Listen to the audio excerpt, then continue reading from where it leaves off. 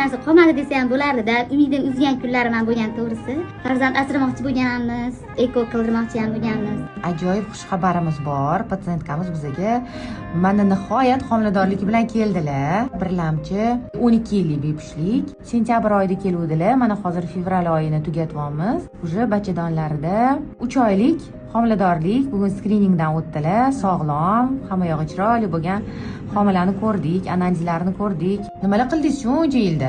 Juda ko'p joylarga borganman davolanish uchun. Qancha davolanish kerak bo'lsa, shu Feruza meni davolaydi deb niyat qilganman. Chin yurakdan. Juda ham hayajondaman to'g'risi. Bu 11 yil alhamdulillah Xudoga shukr, men ham ona bo'lar ekanman deb suyundim.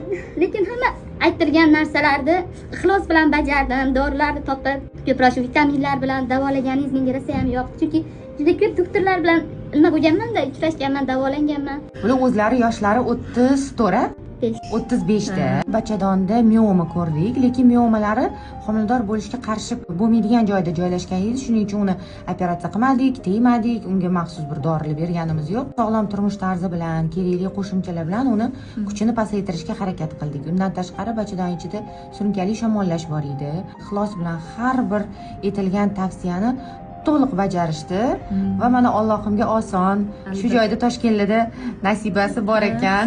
Shu yerga kelib mana homilador bo'ldilar. Katta muddatda, 12 yil kichkina muddat emas. Ishonsiz, hali homilador bo'lmasdan oldin xo'jayinimga ham tasavvur qiling, men intervyu beryapman deb gapirgan kunlarim bo'lganda, men shunaqa intervyu beraman, xudo xolasa homilador bo'laman, havas qilaman shu gapirganlarga deganimda, meni xayolimda intervyu berardim-da, xo'jayinim eshitib rosa kulardilar. Yetkizsam doim siz o'sha kunlarga deb. Lekin ularga ham rahmat aytaman. Doim yonimda bo'ldilar. So'rashdan to'xtash kerak emas ekan. Hamma narsani vaqt soati bo'lar ekan. Bolajoningizni bag'ringizga bosib olib kelganingizni ham ko'ringlar. Inshaalloh olib kelaman, niyatim bor. Katta ixlos bilan kelgan edilar, tezgina mana natijaga erishdilar.